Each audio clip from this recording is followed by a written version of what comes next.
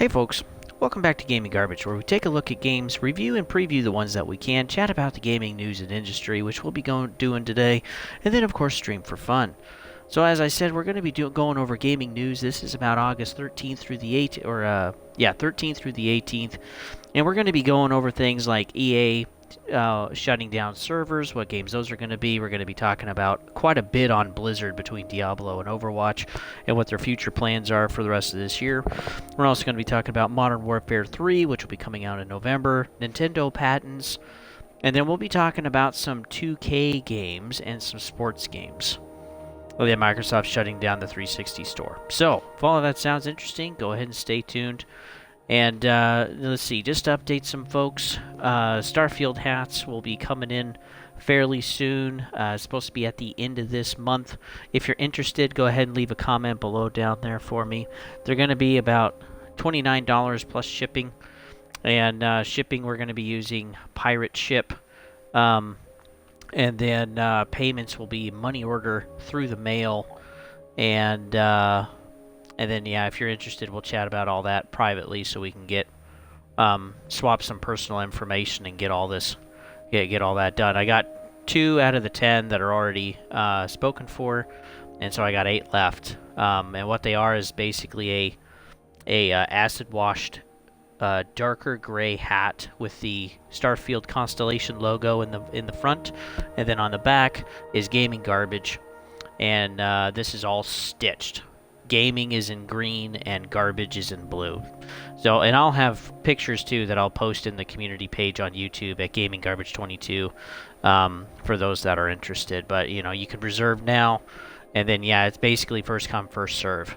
Also, we got 1 mission left, Shepard and I, for World at War campaign that has been so fun to go through, but also extremely challenging. And still, in my opinion, that is the hardest campaign that Call of Duty ever put out. And boy, we spent forever. Our last stream was like 2.5 hours, and we only did 2 missions. That one was pretty insane. Lion and I are also starting Ghost Recon Wildlands. We've played this before, but we finished Dark Souls 1, and we wanted to go through the Ghost Recon series when they were good. So we're doing Wildlands right now. We just did our first little bit. It will be continuing through that one, and we're going to have some fun with it. Also, my wife and I, we're going to do It Takes Two. And then as we work through each boss, at the end of that, we'll take time in that session to chat about our marriage and kind of some examples and share some advice and wisdom that we've gleaned from others or even in our own marriage with the type of chapter that we're on in the story of It Takes Two. So we hope some of you will join us for that. And again, we don't claim to know everything. You know, we've only been married for about 6 years. But there's quite a few people that can't even make it to 5 anymore. You know, divorce rate is around 60%. It's crazy. And so those are just some things to kind of look out for throughout the rest of this year. So, gaming news. We got to talk about Blizzard. And, man, Blizzard is really not doing good. Last year it was Ubisoft, right? They had a massive dip in their stock price, which was like 30 or 40%, something crazy. And they're still not doing good. They're still not really making a ton of money. And we talked about a lot of Ubisoft in last week's Gaming News. Well, it is garbage, folks. That's why we call it that on this channel. And so, yeah, this week it's Blizzard. And so we're going to be going over some scores. We're also going to be going over what they've been doing. And so first, let's go over Diablo. And Diablo had a new stream called Adventure with the Devs, which did not go very well. So basically, this was to kind of have some devs talk about the game, their development. These are level designers, and there were just 2 of them. But something that was horrible, especially with people that have played the game, were able to figure out and tell that they didn't know how to play their own game. And these are level designers. You know, they have to be able to, as a level designer, you have to be able to move through the level and the world or whatever to make sure that you're dealing with glitches, things you can get stuck on, things that maybe aren't quite pieced together properly, and kind of refine the level. And you have to be able to play through it. And they said at the start of the stream that they've been playing, you know, for a long time. And again, Diablo 4 has been in development for well over 5 years, and boy, quite embarrassing to watch. I don't know if like they were in trouble with the company, and this was kind of a way to recompense it or something, or kind of their punishment. I have no idea, but it was a horrible idea for them to do Adventure with the Devs, and they'll probably not do another one. And even their last update, the Malignant, I think, that was a horrible update. It made the game worse. We've covered it bits and pieces on the channel through gaming news, and they did a whole thing too where they had devs talk to the community in basically a fireside chat about, hey, we were wrong, this is what we messed up on, this is kind of what our plans are. But man, people are just not happy. And so this just didn't make things any better. So right now, the Metacritic score, the people, the official big companies that reviewed it, gave it a 91 out of 100. And right now, the user score is a 27 out of 100. Or a 2.7 out of 10. Whatever way you want to think about it. But yeah, 27% like ratio. That's really bad. That is horrific. And it's only really been going down in most cases. And yeah, it just hasn't been doing that well. It's so over the top. They've had features that they've had, like, being able to have a ton of different storage tabs like in Diablo 2. But, they say they can't make more storage units until later iterations in the seasons, in the future seasons. And I mean, and it's like, why not? It's like, you people have more people working on games today than you did, 10, 20 years ago. It's not like the studios shrank, folks. They got bigger. And it's like, why can't they freaking figure out some of this stuff? And, yeah. And then, too, like, Adventure with the Devs, again, this was edited. It wasn't necessarily completely straight. There was some edited parts, probably cutting out some of the more quiet areas, but, like, even the Adventure with the Devs, that was the best they could produce. And it was horrible. And then someone greenlighted it and decided to shove it out there anyway. Just like the season, just like the game, just like the monetization and the store and the bugs and the fact that the game is easy as crap and that it's not tactical, it's just mob killing like in Zombies, right? I mean, there's nothing unique about that, folks. And if why pay even $70 or even more than that for a super fancy COVID edition when you can just play Path of the Exile 2 for free? For free, folks. Or Black Desert. Yeah, Path of the Exile, it's basically a clone, and you can play it for free. A lot of people don't seem to know about it, but it's there. Hop right on. Give it a shot. You'll probably have more fun in that game knowing that it's free than any expectation you ever had for Diablo 4, unfortunately. We also know that the viewership for Diablo 4 is less than 2% on Twitch compared to where it was 2 months ago. And then Diablo 4 has also lost 7,000 players, concurrent players, in less than a month.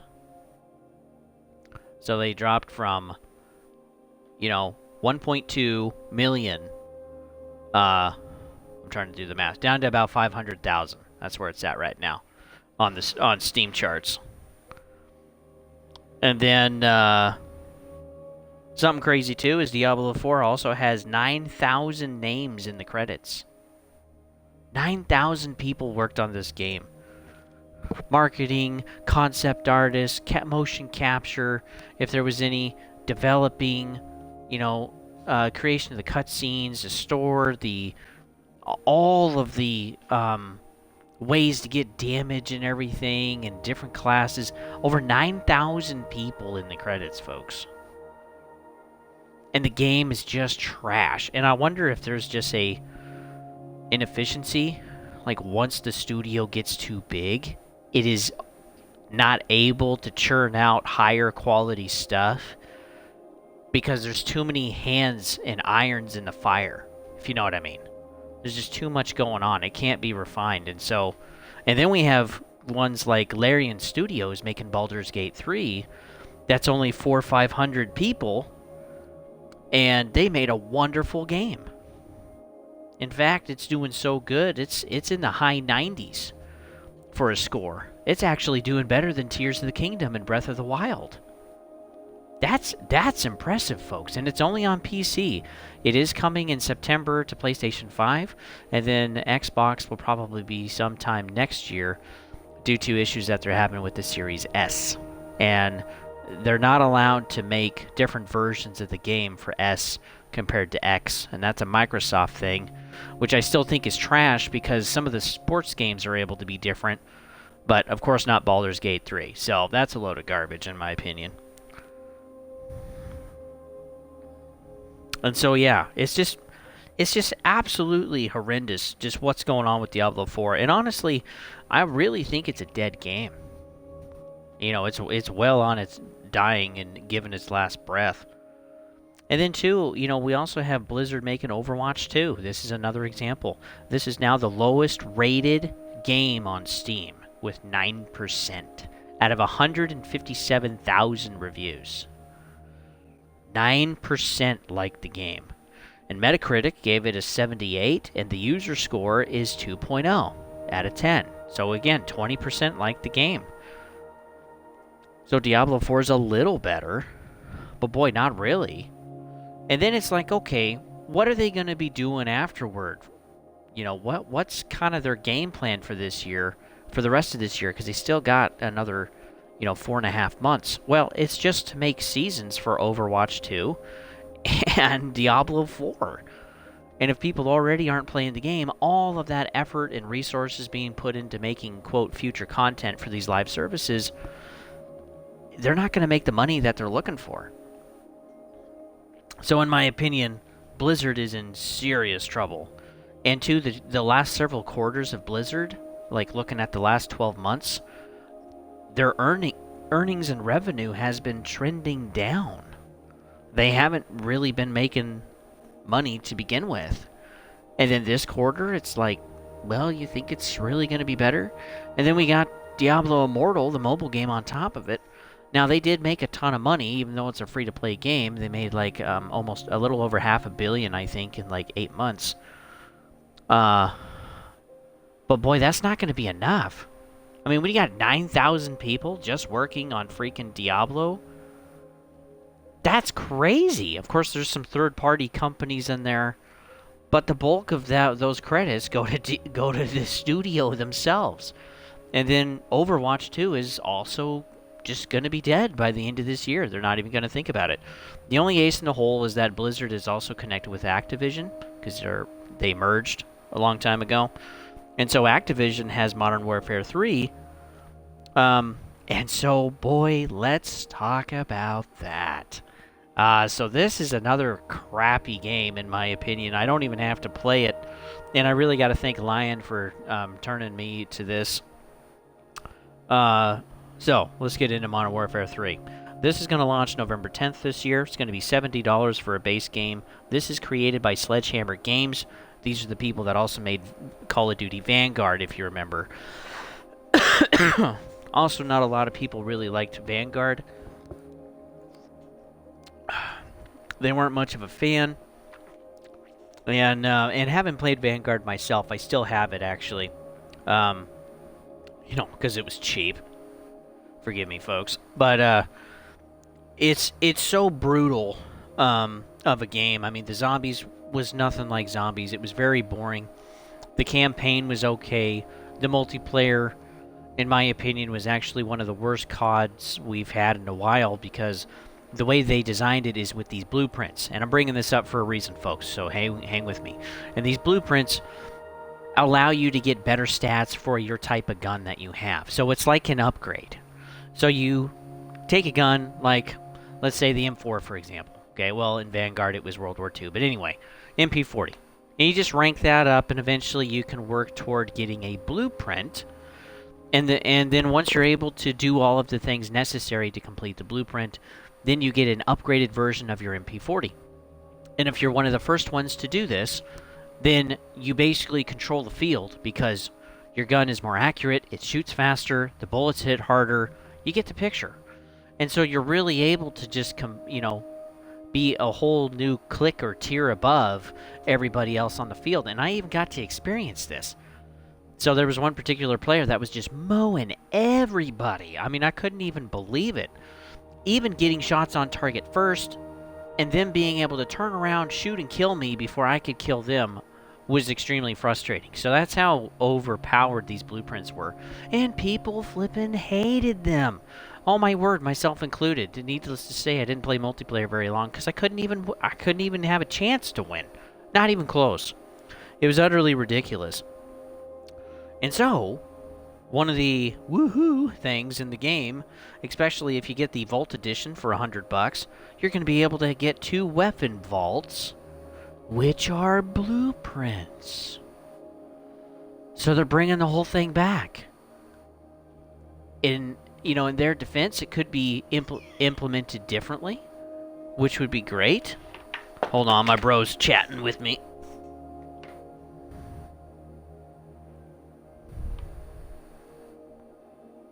Alright, let me just mute my phone. Alright. Sorry about that, folks. So yeah, they could implement the blueprints differently, but I really don't think so. Same company, same overall name for their scheme, and again, it's basically to upgrade the gun. And so it's like, man, and that's totally just going to narrow the player base for multiplayer, which is really what a lot of games focus on now anyway. That's where their live service goes, is to not actually create content to enjoy as a team, but just further things to kind of work towards so you can store them all in your closet and just let them sit there. You know, a warehouse full of skins and cosmetics and whatever else, and bracelets and charms. I mean, this is getting ridiculous, folks. This is getting out of control. And so, and if you do get the Vault Edition, that's $100. So you get access to the Battle Pass, the first one. You also get these 2 weapon vaults. You get 1,100 coins, which 1,000 coins does pay for one single battle pass. So basically that pays for your second battle pass. It also gives you 50 tier skips, so you can skip through a battle pass, basically. I think they're 50. They could be 100. Maybe you could only skip through half of battle pass, but, basically you get access to the better stuff quicker. And then you also get the Black Cell option with the Vault Edition. And if you use this, every future battle pass after your first one is going to have a Black Cell. And a Black Cell is just a higher tier whatever. A higher tier whatever for a weapon or some kind of an operator skin or something like that. It'll be something that will be unique, and honestly, they're going to, just like with Destiny, I think they're going to make the paid stuff look better so that you have to, so that you pay for it. And then the stuff that's free is all just going to be junky and trash. So for those of you that actually enjoy that, they're no longer creating kind of nice-looking things for free. They're now making cosmetics that are free, just kind of trashy and junky looking or very generic. And then, of course, the best stuff, you're having to pay for that. And then we even heard in DMZ with Modern Warfare 2, this was appalling. And was that they're making future operator skins where you're going to be given a perk that will give you a benefit in DMZ. Now, mostly, yes, it is a PvE game, like a game mode, but there's also some other players in there, too. So one of them was going to give you an extra plate that you could put in. Another one was going to give you a medium backpack instead of a small one to start with. And also a third one was going to start you out with a UAV. And these were going to be paid skins, anywhere from like $20 to $30. I mean, how is that freaking fair, folks? How is that freaking fair? And then eventually what they're going to do, and most of us know this is going to happen, to where they're putting it in a PvE mode, saying it's okay, and then bleed it into multiplayer. So then it just becomes pay to win, when you're already paying for the game. So yeah, the days of $70 are quickly disappearing because they're going to find ever creative ways to get you to spend 80, 90, 100, even $120 for some of this stuff. And it's not worth it. It's just a total joke. Also, if you pre-order Modern Warfare 3, you get a soap operator pack. Don't bend over, folks. And then you also get beta access, which is actually available as of, I think, today or yesterday. And there's other skins in Modern Warfare 2 multiplayer that will transfer over to Modern Warfare 3 multiplayer, like Nicki Minaj and Snoop Dogg. I bet you guys can't wait to just bring those over. Is there, you know, are those are those the only skins we can port over? Another one was a bunny. Congratulations. I mean, come on, folks. Why are you paying for this stuff? So yeah, November 10th. I mean, this is basically the breakdown. And this too was originally supposed to be DLC for Modern Warfare 2. And then someone got the brainiac idea, hey, let's scrap that and make a full-fledged game, release it next year, and make it another 70 to 100 bucks.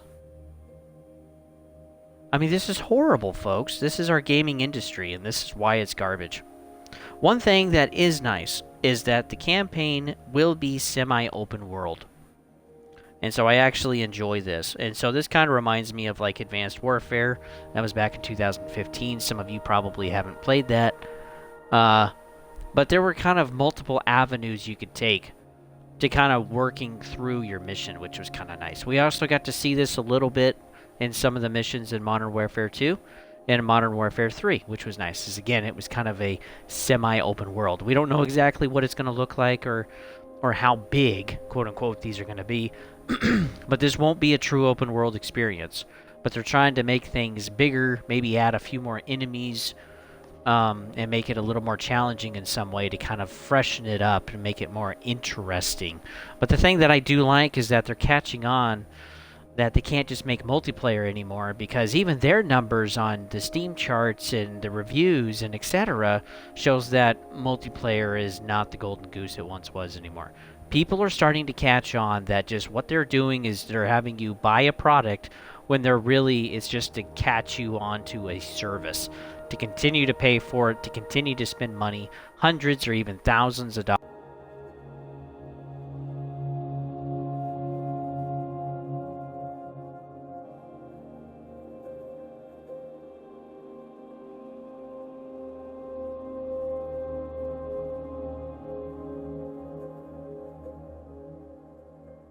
Sorry about that. Sorry about that. My mic ended up going off, so I'll probably edit out that little gap. But yeah, we do not want this type of stuff, folks. This is getting pretty horrific, where it's like we're no longer paying for a game, we're paying for a service. And, you know, free-to-play model, that's fine, okay? It's an opportunity, or some little skids or whatever, like way back in Team Fortress 2, where you could buy hats for your character. They literally made the game free because the hats paid for everything. You know, that's fine too. But when you're coerced to just pay infinitely more money because the company wants more for stuff, in my opinion, that isn't even content. And let me tell you, folks, nobody cares what you're wearing. Nobody cares what your gun is. Nobody cares what your charm bracelets are, what your boots look like. They're trying to compete to get to their stuff. And I've reiterated this too, to like when everybody has to give a speech in class. Okay, nobody is listening to your speech because they're worried about theirs. Or if they've already done theirs, then now they just don't care and it's over with. Right? They're done. And so nobody cares. So yeah, that's a trick, a tip, folks. Is just remember when you're going up there to walk in front of class, nobody cares what you're going to talk about. So just talk to the back wall. Just talk like you're chatting with your buddies. Or just talk like you're insane and just talking to yourself. Like, nobody cares. And the same thing is with the gaming space. Nobody cares really what your gun is. Nobody looks at that anymore. And honestly, if there's resentment anymore instead of admiration. It's dumb. You know, let's talk about admiration in gaming for a while. Lion and I, right, we played through Dark Souls 1. We had a blast. We had fun doing it. Everything we had to do twice over because we each wanted to complete our games. He created a trophy for me, a participation trophy, which is funny because, well, that's an inside joke. But he gave me a participation trophy that is customized and unique, and that is really cool, okay? That's admiration there. Admiration of just, him getting it for me, just to thank you for the friendship that we have, for the enjoyment that we had in Dark Souls 1, and that we're going to continue to go through in Wildlands, and admiration to him for just recognizing the type of friendship that we have. And it's just like we have respect for each other, we have each other's best interests at heart in our lives and in gaming, and that's just really cool. That's awesome. But you getting a gold gun to show how amazing you are, nobody cares, folks. It's just getting dumb. And so, yeah, at the end of the day, this does bring up another issue. And I've talked about this a little bit on the channel, but will it get to a point where the companies, like EA and Activision Blizzard, etc., won't care about the common player anymore? Because, again, it's all about creating the next cosmetic and creating the next type of gun you can get, the next season of whatever. And again, it's not really producing anything. They're just creating something for you to look at or something to work toward, which is just kind of dead grinding. Like Destiny is full of that. And so are they ultimately just going to create stuff for the whales? As a main consumer base, the bulk of us numerically, do we have enough pull to actually get the companies to start making full-fledged campaigns again? Going back on some of these old games and looking at how many missions there are, there's like 15 missions. Today, there's like 8 or 9. You're lucky if you get to 10. Even playing World at War, it's like, frick yeah, there's like 15, 16 missions here. What a blast. But it's like, they're not doing that anymore. And ultimately, they want to create the least amount as possible and make the most money out of it. And so are they just going for the whales? Honestly, I don't know.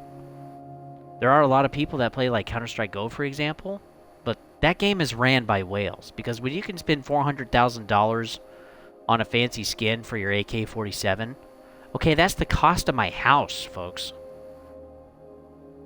$400K. Like, that's crazy. Like, they don't care about the little guy anymore when people are throwing down that kind of money. When people, too, can spend tens of thousands or even over $100,000 on their character on Diablo Immortal, again, do they even care about the little guy anymore? No. So if we're not careful, if we're not ready to act, we're going to lose to the whales, and they're going to make the games for the whales. They're not going to make them for us, and we won't. And right now, I think we still have influence by withholding our cash, withholding our purchases, to inflict pain during recession on these companies to get them to listen to us. And I think some of them are. But man, we do not want the bulk of the industry to go to the whales, where they're the only ones they make games for. We do not want that. So please, join me and plenty of others that are starting to see the trends in the gaming industry that just are not going good. Not going well. Okay. Let's see. So another thing to chat about, since we're on this thing with Diablo and Overwatch and Modern Warfare 3, let's talk about NBA 2K24. So this game will be coming out later, and this really kind of blew me away.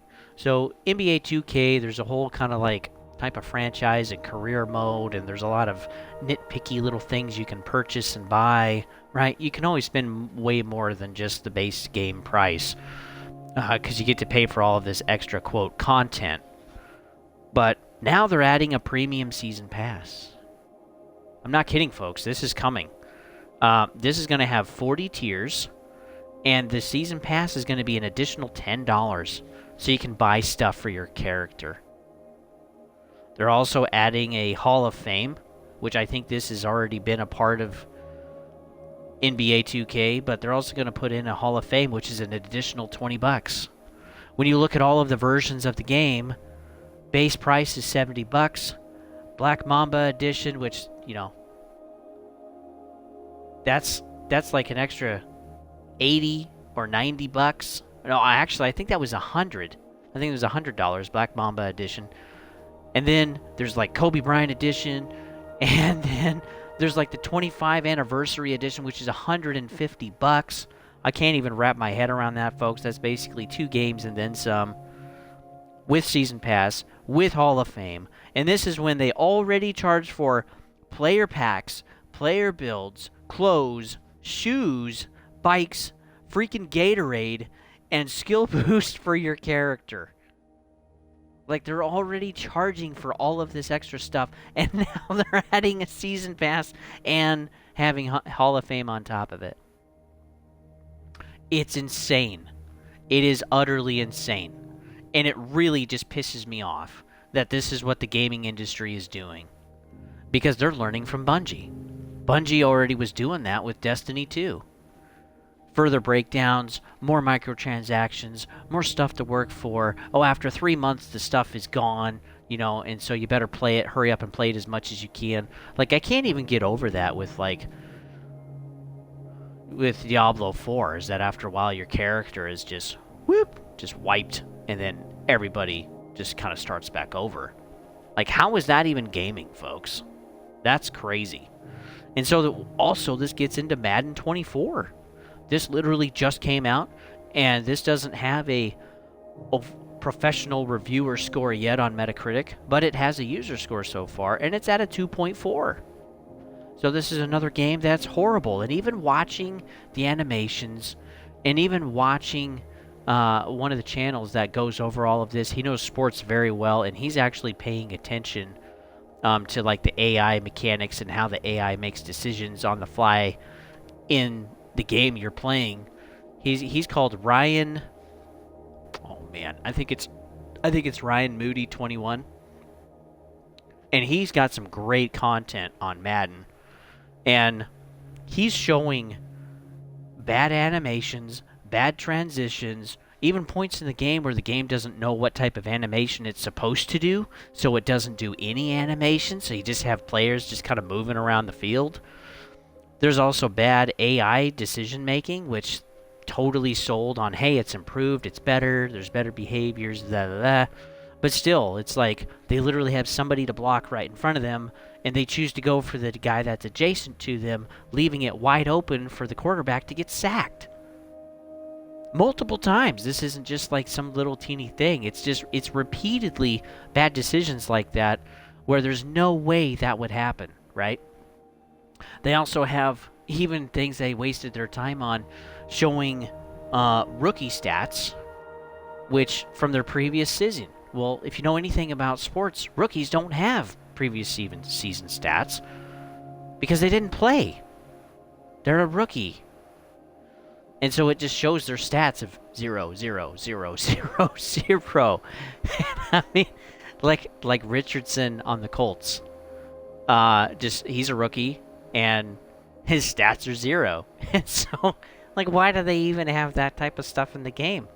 And there's a level of refinement that just has not come to Madden, or NFL, or NHL, or NBA.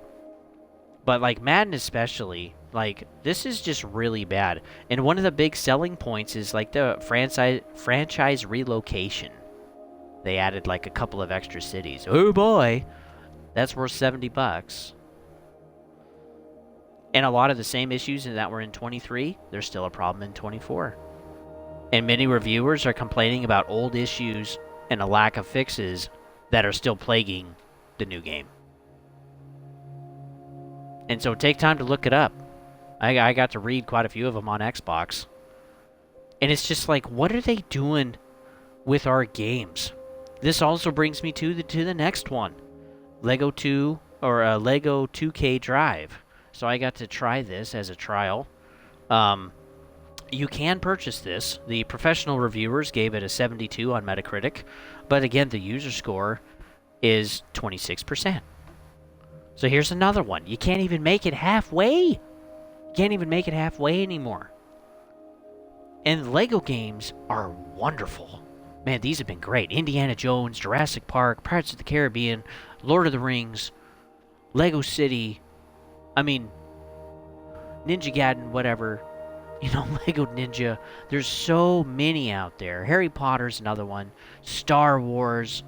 And then it's like, and I like driving games personally. You know, it's not for everybody, and that's all right. But But 2K Drive, man, it doesn't even feel like a Lego game. It's in Lego, which is cool, but it doesn't feel like a very good racing game. So in short, the trial that I did, I was going to stream this, but, they wouldn't let me, which is annoying. But yeah, the trial that I did, my impressions are that it's Mario Kart racing with Forza game mechanics. And then they've added some, like, car mechanic simulator in there where you can basically build your own, which is kind of cool. But you can't just build your own. You have to basically progress and work through all of these stories and missions and quests and whatever, so that you can actually unlock parts to start building a wider range of stuff for your cars, off-road stuff, and boats. And so that's kind of frustrating, because when you start to think about it, it's like, oh wow, well, there's parts to unlock for boats, there's parts to unlock for off-road, and also street. So that's nice. And so it's just like, yay, more stuff to grind. And the grind is not the problem that I'm dealing with, folks. It's okay to grind, but like Elden Ring is a great way to show how to grind while still progressing through something, right? Whether it's development of your own character, or working through a story, or exploring a new location, that's cool. But when you're just grinding to grind, like in Destiny, that's boring. And like, we don't want that. We want to get away from that. And like Baldur's Gate 3, it doesn't have that problem. People love it. It's at like a 97, 98 now on Metacritic. It's crazy. Some good things about Lego2k Drive is it does have a really big map. Different biomes. So that's kind of cool. And it is open world. And like I said, you do get to build your own vehicle. You do also have split screen co-op, just 2 of you. And then there's also up to 2 or up to 4, I think, on multiplayer. But overall, all of the different versions of the game, again, it's not really content. The most expensive one they had was $110, I think. And it's just a grindy Lego game with really no story. There's nothing to really entice you there or bring you there. You're just kind of doing stuff to be doing stuff. And then there's 2 different types of in-game currency. And there's all of these microtransactions of buying currency so that you can use it in the game instead of having to grind for it. That's disgusting. That shouldn't even be in a Lego game, because this is geared toward kids, and that shouldn't be a mechanic in kid games. I'm sorry. That would be interesting. It'd be nice if they could put some of this gambling mechanic or in, F you, give me money type of mechanics, where there were laws where they could only be in rated M games. So that way, if it's built for kids, you can't implement those. They can only be in the rated M. That might be a good idea. What do you guys think? So yeah, overall, 2K Drive, it's just, again, it's not a good one. 72 professionally reviewed out of 76%, or out of 26% for users. Just not enjoying the game. Let's see, next, EA is shutting down more servers, more games. So they shut down quite a few last year. And whenever a game drops below 1% use out of their entire, like, consumer base of EA games, then they basically drop the game. So here's the list of games that I've seen so far. Crysis 3, FIFA 18, 19, 20, and 21, NHL 19, Dead Space 2, that's a sad one. Dante's Inferno, Mirror's Edge, Battlefield Bad Company 1, 2, and 1943, which that's a sad one too. Apex Legends, woo, that's wonderful. Mercenaries 2, that's a good one to play on 360 if you got it. It's not backwards compatible, which is really dumb. The first one is, but Mercenaries 2 is still a pretty good one to do. And then Army of 2, which I think was 40 days or 40th day, whatever one that is. So yeah, those are the games that are going to be shutting down. We know that EA is been restructuring some. We know too they've also had some layoffs. But yeah, they're just also just taking some more games offline so they can have more space for something else. Because it is expensive to run those servers. It costs money in electricity, cooling capability, and when you're keeping servers running that you don't need to keep running, you'd rather utilize it for something else. There's just a cost-benefit analysis there. And, as a company, that makes sense. What I would like to see is where some of these more popular games, even like the bad companies, is being able to play these with private servers, where people could basically pay for a server.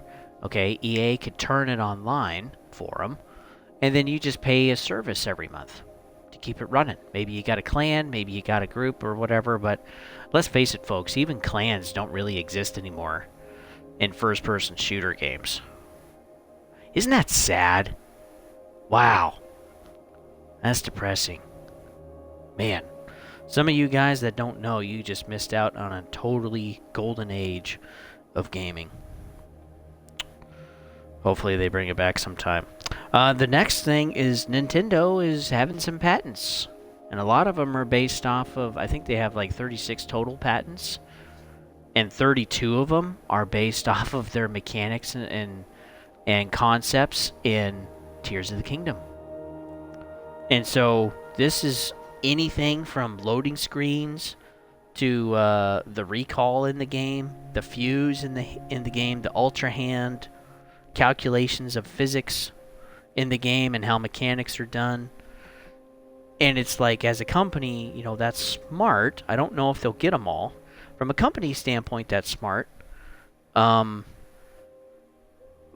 it really decreases the innovation. Like, it doesn't allow anyone else to try to improve it or make it better. And you stagnate that kind of device or mechanic or sector by having a monopoly. And monopolies are never good, folks.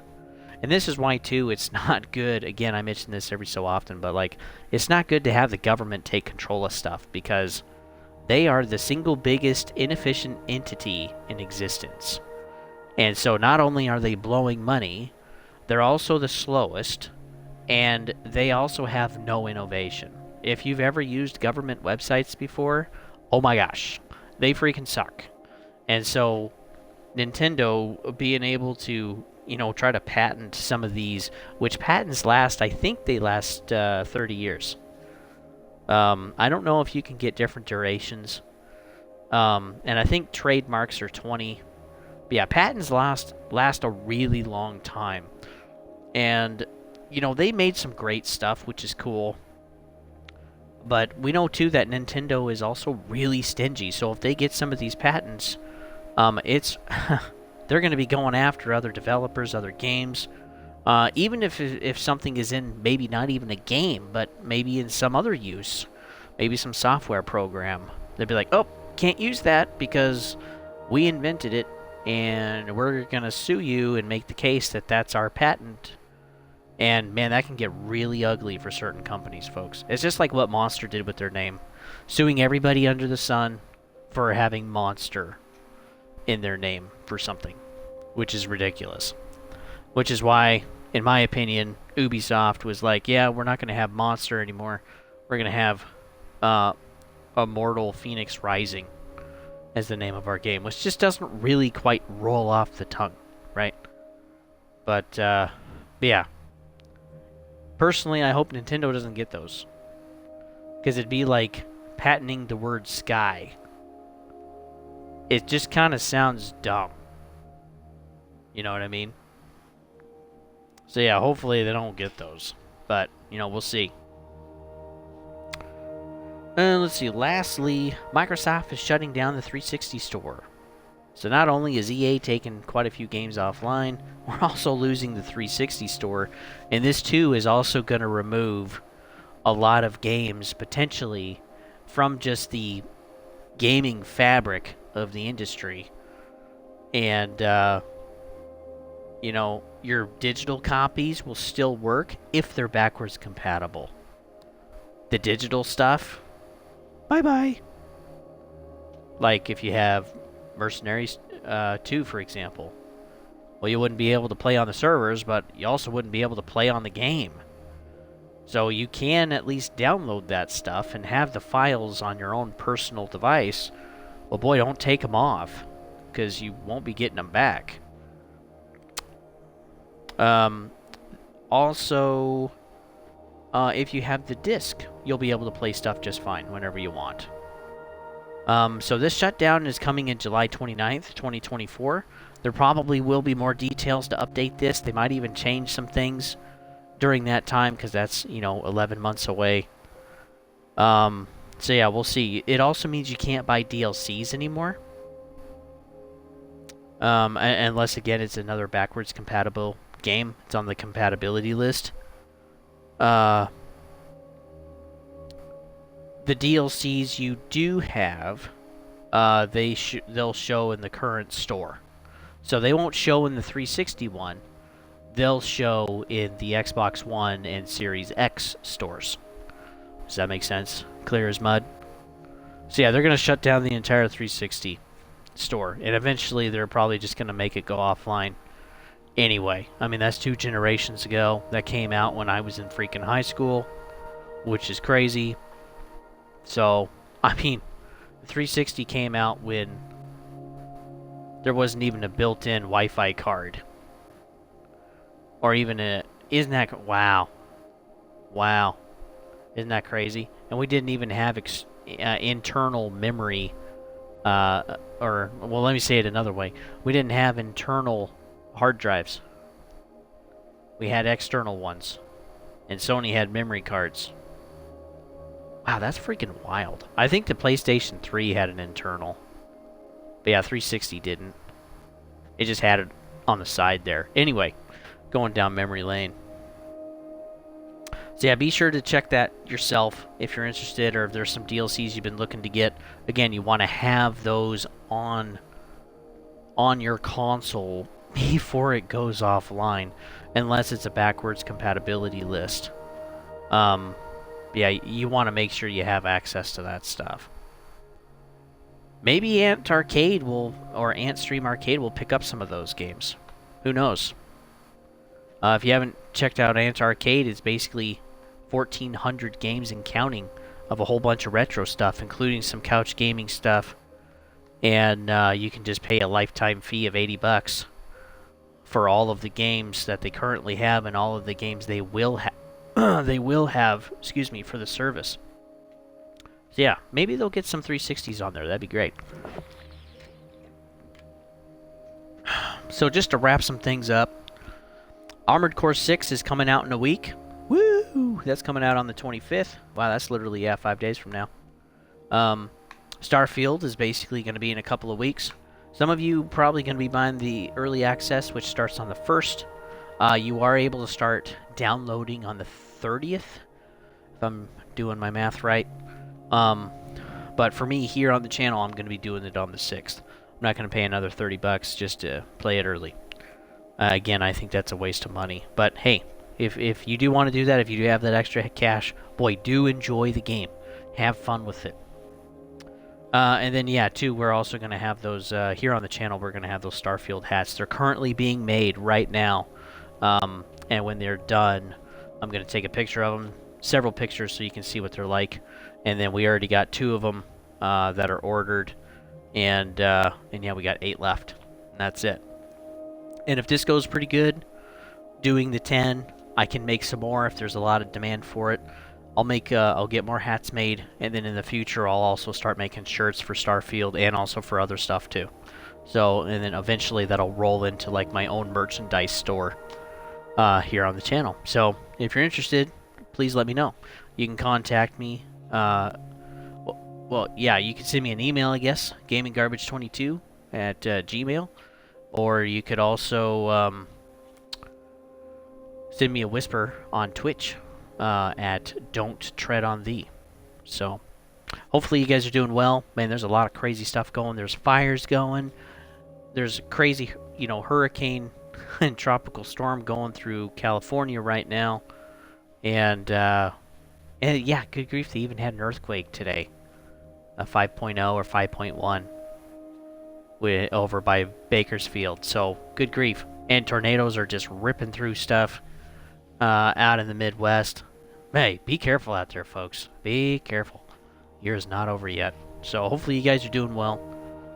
And, boy, please, hang on.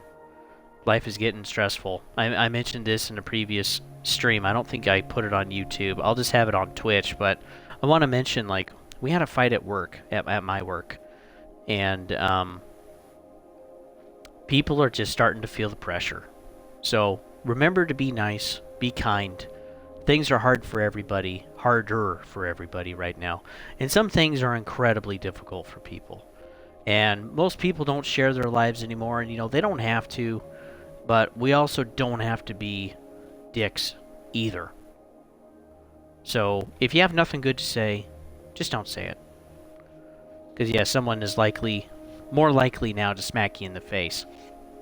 So, anyway, keep that in mind. So again, hopefully you guys are doing well. I will see you on the next one.